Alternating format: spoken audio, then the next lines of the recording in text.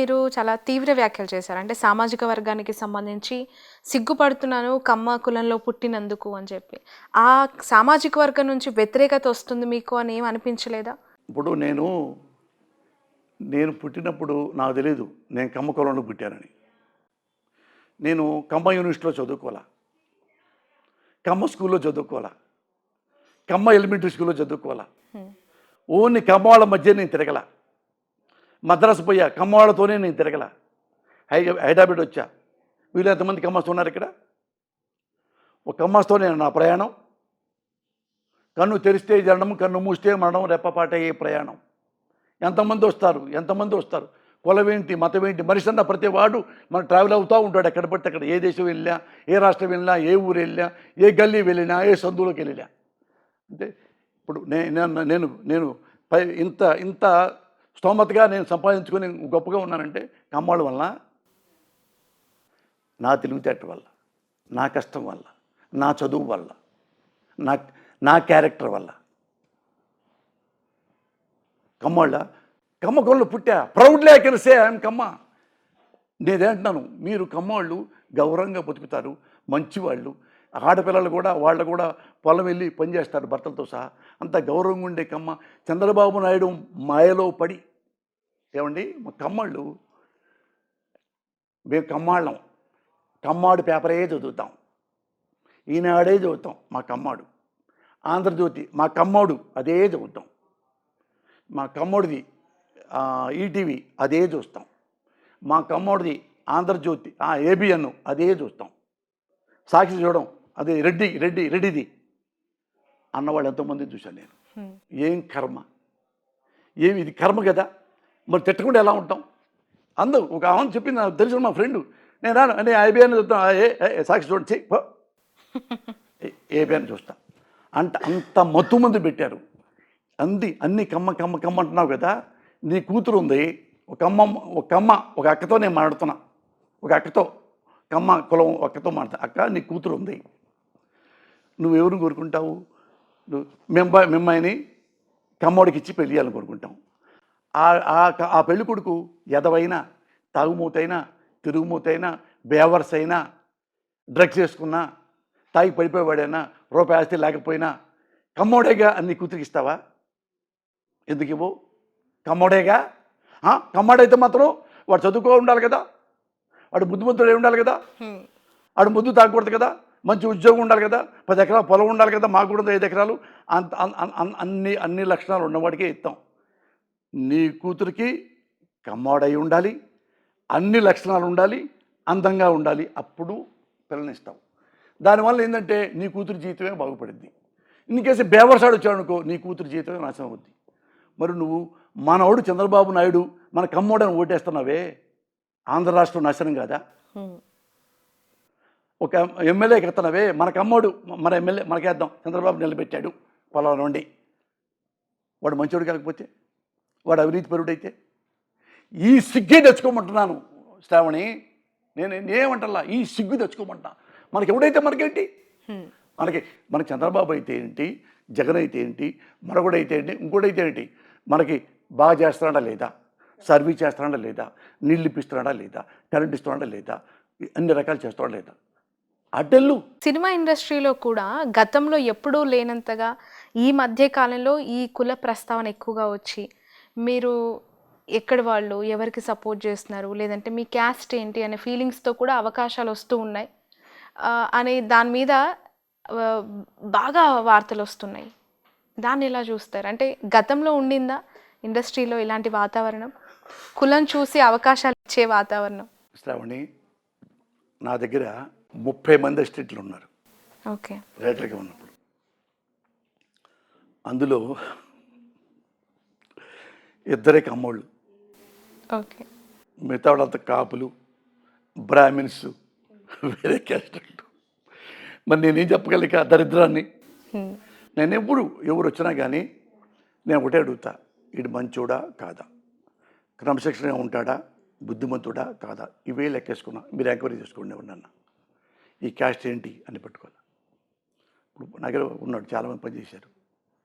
మత్సరవి బ్రాహ్మడు, సుకుమారు నా దగ్గర వచ్చాడు కాపు, ఇతను వచ్చాడు, త్రికూరు శ్రీనివాసు, బ్రాహ్మడు. ఇట్లా కోటాల శివ నా సొంత మేనలుడు, అది కులమే ఉంది ఇక. ఓకే. మా సొంత మేనమామ కొడుకు. ఓకే. ఆ తర్వాత కళ్యాణ్ కృష్ణ, కాపులు. సంపదలుంది, తెలంగాణ కుర్రోడు, కమ్మోడు కాదు. ఇంకా వేరే వేరే క్యాస్ట్ వాళ్ళు ఉన్నారు. నేను నింపి చూడను, మంచోడ మన దగ్గర ఉన్నంత వరకు మంచోడా కాదా, బయటకు వెళ్తే మనకు అనవసరం. నా దగ్గర ఉన్న ఎంతమంది కూడా ఒకరోజు పనిచేసిన వాడైనా, 2 రోజులు పనిచేసిన వాడైనా, 3 సంవత్సరాలు పనిచేసిన వాడైనా సరే, నా దగ్గర ఉన్నంతకాలం గౌరవంగా ఉన్నారు, క్రమశిక్షణగా ఉన్నారు, బుద్ధిగా ఉన్నారు, చాలా సంస్కారంగా ఉన్నారు, ప్రేమగా ఉన్నారు, వెళ్ళిపోయారు. నేను చూడడం ఏ క్యాస్టోడో నాకు ఎవడైనా ఒకటే, మా పిల్లకి అదే చెప్తా. ఎలా అవుతారు కొరటాల శివ మీకు బంధుత్వం? బ్లడ్ లిస్ట్నే. ఓకే. మా అమ్మ సొంత తమ్ముడు కొడుకే, ఓహోహో, మేనత్త కొడుకు. మా అమ్మ వాడికి మేనత్త, నేను వాడికి మామని. మిమ్మల్ని చూసే వచ్చారా? మరియు వాడికి ఏం తెలుసు ఇండస్ట్రీ. ఓకే. అట్లా చాలా మంది వచ్చారు. అబ్బాయి సీనుగాడు ఆడు నా దగ్గరికి వచ్చారు, పాపం వాడు మా ఊరోడే పేదోడు, ఆడు వచ్చాం. ఇట్లా చాలామంది వచ్చారు. నేను ఇవేం చూడను. అరే మా నాన్న కమ్మాలు తీసుకుంటారా ఎక్కువ, ఇండస్ట్రీ పగలు చేద్దాం, నాకు తెలియవు అట్లాంటివి.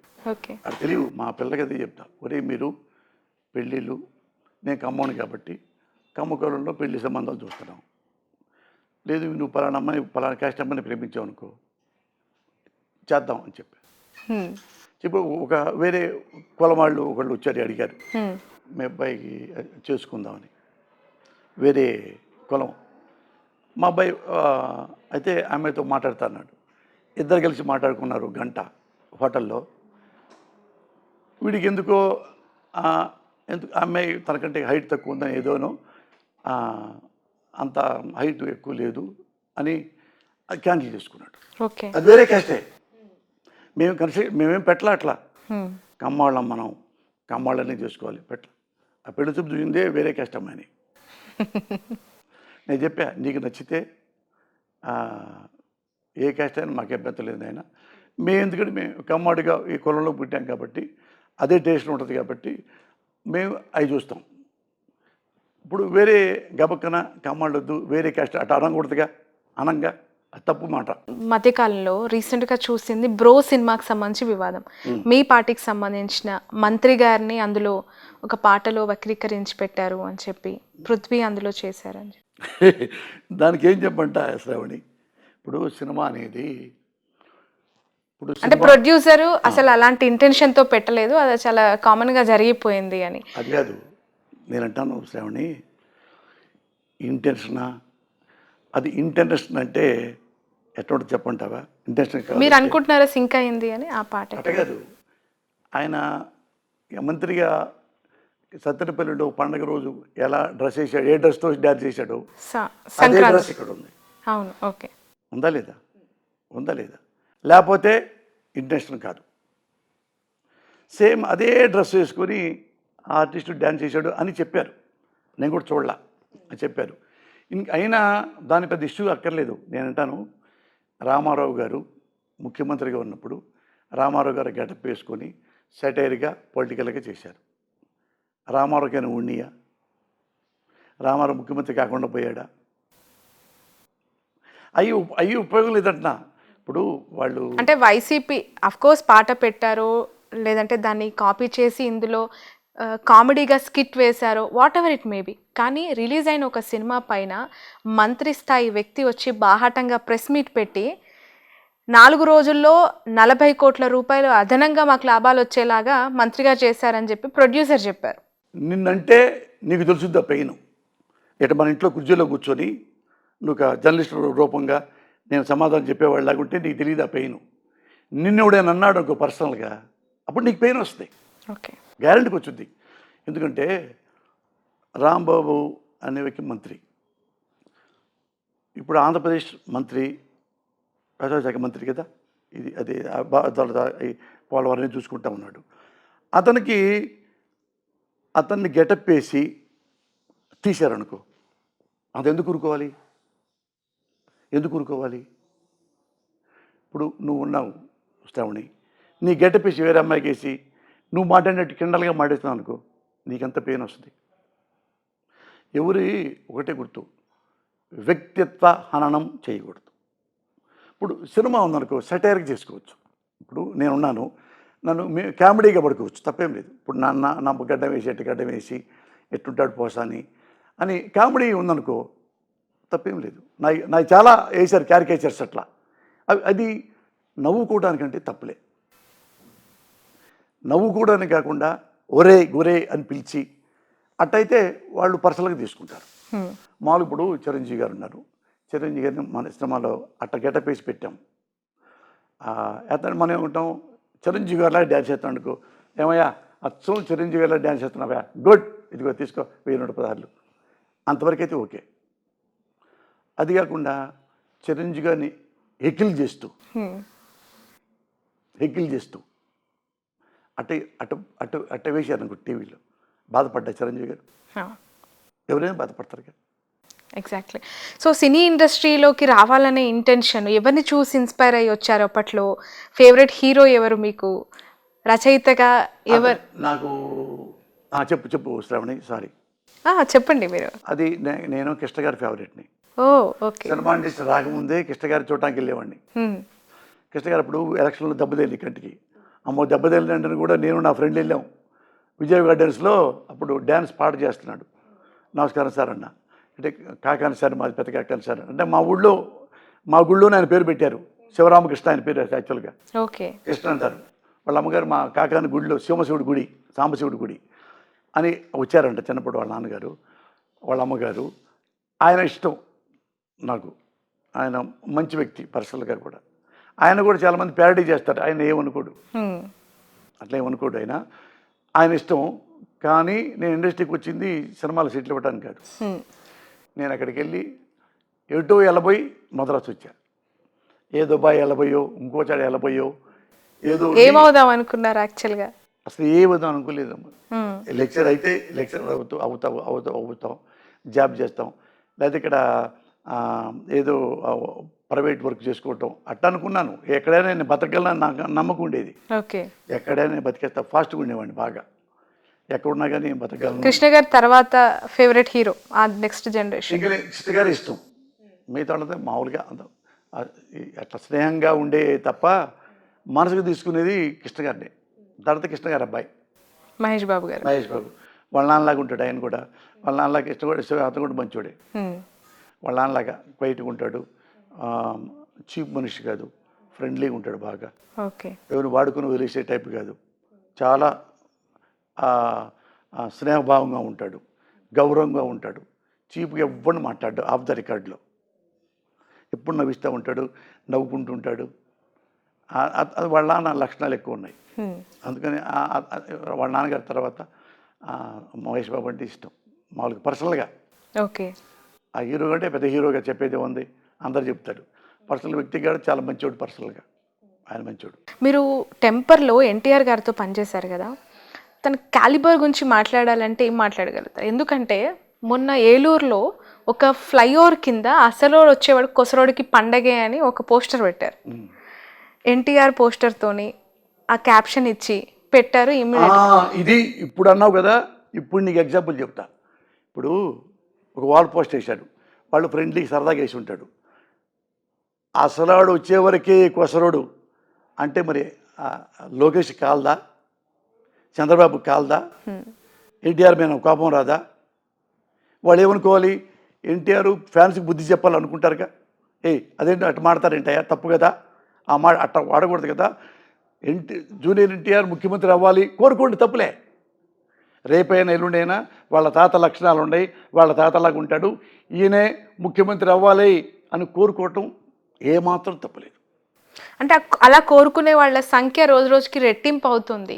కాదు నాన్న, రెట్టింపు అవ్వచ్చు. నెక్స్ట్ గెలిస్తే ఆయన కూడా గెలిచినా గెలుస్తాడేమో, అది పక్కన పెట్టండి. అది తప్పు అంట నా కాన్సెప్ట్. అసలాడు వచ్చే వరకే కొసరుడు అంటామని తప్పు. అప్పుడు అది ఇందాక అన్నావు చూడు నువ్వు, అది రాంబాబు చెప్పావే, రాంబాబు అందులో పెట్టారని, సేమ్ అదే ఇది ఒకటే అనుకోండి. ఇక్కడ రాంబాబుని ఎందుకు తేలిగ్గా తీసుకోవాలి, అక్కడ ఎందుకు సీరియస్ తీసుకోవాలి చెప్పండి మరి. ఓకే. ఆడ సీరియస్ తీసుకున్నారు, మీరు సీరియస్ తీసుకోవాలా? అతను సీరియస్ తీసుకోవడా లోకేష్? వాళ్ళ నాన్న కోపం రాదా? అట్లా ఈ మంత్రి గారి కోపం రాదా? అంటే దగ్గర నుంచి చూసారు కదా మీరు ఎన్టీఆర్ గారిని. వాళ్ళ వ్యక్తిత్వాలకి సంబంధించి, వాళ్ళ క్యాలిబర్‌కి సంబంధించి డిస్కషన్ వచ్చినప్పుడు, లోకేష్ గారిని అలాగే ఎన్టీఆర్ గారితో కంపేర్ చేసినప్పుడు ఎలా ఉంటుంది? మీరు దగ్గరగా పనిచేసిన వ్యక్తిగా ఏం చెప్పగలుగుతారు? అంటే సీఎం క్యాండిడేట్‌గా. అమ్మా వాళ్ళ క్యారెక్టర్ నాకు తెలియదమ్మా. అన్ని ఈడ కూర్చొని నేను జడ్జిని కాదు. వాడి క్యారెక్టర్ ఏంటి? అంటే ఒక సినిమాలో కలిసి మీరు ట్రావెల్ చేశారు. అవి అన్నెసరీ. హ్మ్. అన్నెసరీ అంటే కారణం ఉంది నాకు. హ్మ్. ఎందుకంటే ఏం చెప్పగలం అంటే ఎన్టీ రామారావు బాగా యాక్ట్ చేస్తాడ. జూనియర్ ఎన్టీఆర్. జూనియర్ ఎన్టీఆర్ తీయకల ఎన్టీఆర్ అనొచ్చు. ఎన్టీఆర్ బాగా యాక్ట్ చేస్తాడా. One of the best performer. ఇంకా నా మనసులో చెప్పుకోవాలంటే తెలుగు ఇండస్ట్రీలో అందరు ఆర్టిస్టుల కంటే నెంబర్ 1 ఆర్టిస్టు ఎన్టీఆర్. హ్మ్. అంతవరకు యాక్టింగ్ చెప్పగలను. నేను ఆర్టిస్ట్ని కాబట్టి అవి చెప్పగలను. అలాగే డ్యాన్సు ఒకప్పుడు చిరంజీవి తీసేయండి. ఇప్పుడు చిరంజీవి పెద్దవాడు అయిపోయాడు కదా. ఇళ్లలో చెప్తున్నా. అలాగే డ్యాన్సరు నెంబర్ 1 అల్లు అర్జున్. హ్మ్. జమ్ము ఓకే. అతను అది. పర్ఫార్మెన్స్లో ఎన్టీఆరే. పర్ఫార్మెన్స్ ఎన్టీఆర్. అందుకని వాడు నన్ను చూజ్ చేసుకున్నాడు. ఎన్టీఆర్ అను అతను మన పూరి జగన్నాథ్. ఓకే. రియల్ లైఫ్లో కూడా సిన్సియర్గా జనం ఎలా ఫీల్ అవుతారు. అతను 2 రకాలు ఉంటాడు. పోసాన్ గారు అయితే సిన్సియర్ అంటే జనం నమ్ముతారు. హ్మ్. మూర్తి గారు ఇది మంచోడు, దొంగవాడు కాదు, ఎదవ కాదు.